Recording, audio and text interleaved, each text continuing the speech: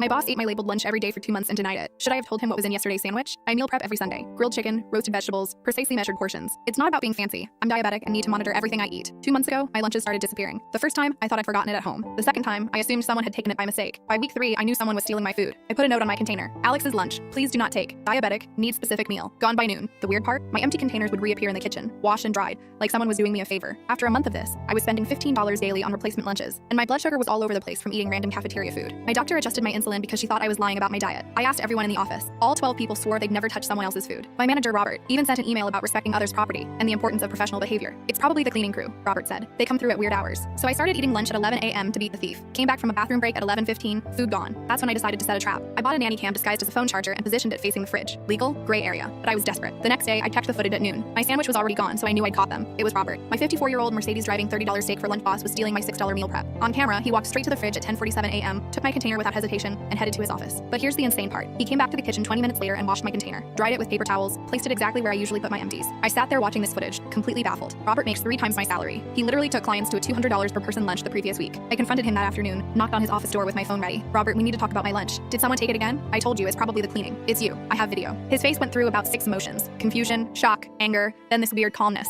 That's a serious accusation, Alex. I showed him the footage. He watched himself take my food, and his response was unbelievable. That's not me. Robert, that's literally you. That's your tie from this morning. Someone who looks like me, maybe. Someone who looks like you, has your key card, and knows your schedule. He leaned back in his chair. Prove that's my key card. I couldn't believe it. He was gaslighting me about video evidence of him stealing my food. You want me to prove you're you? I want you to be very careful about making accusations against your supervisor. It would be unfortunate if someone got the wrong idea about your judgment. A threat. That night, I told my roommate James, who's a chef. He had an idea. Make him the best sandwich he's ever had, but make it memorable. I spent that evening building my weapon. Normal-looking turkey sandwich, but the turkey was marinated in ghost pepper oil. The cheese was infused with Carolina Reaper. The mayo was mixed with pure capsaicin extract, the stuff they use in pepper spray. I wore gloves and goggles just assembling it. I labeled it as always, Alex's lunch, extremely spicy, do not take. Next morning, I placed it in the fridge and went to my desk. I had a backup normal lunch in my car. At 10:47 a.m. exactly, Robert walked to the kitchen. By 10:52, the screaming started. Not regular screaming, primal, desperate screaming. The fire alarm went off because he'd stuck his entire head under the kitchen faucet, which triggered the sensors. The office was evacuated. Robert was on the kitchen floor, milk cartons everywhere, tears streaming down his face. His secretary called 911 because she thought he was having a heart attack. Paramedics arrived. Between gasps, Robert managed to say he'd eaten something poisoned. They asked what he'd eaten. My lunch, he wheezed. What was in your lunch? The paramedic asked. Robert looked at me, his face swollen and red. He knew he'd have to admit to stealing to explain. I think I grabbed the wrong container. I stepped forward helpfully. Oh no, did you take my lunch by mistake? It's labeled extremely spicy. I did a ghost pepper challenge diet thing. The paramedic looked at my clearly labeled container. Sir, did you not read this warning? I didn't see it. It's in red marker, all caps. Security pulled the kitchen footage as part of the accident report. There's Robert, clearly reading my label, shrugging and taking it anyway. HR got involved. Robert tried to claim I deliberately poisoned him. It's my personal lunch, I said, labeled with warnings. I have a high spice tolerance from growing up in a Tamil household. I can eat it just fine. They asked me to prove it. I sat there and ate 3 bites of an identical sandwich while everyone watched. Tears ran down my face, but I smiled through it. Delicious. Want some? Nobody did. Robert was fired.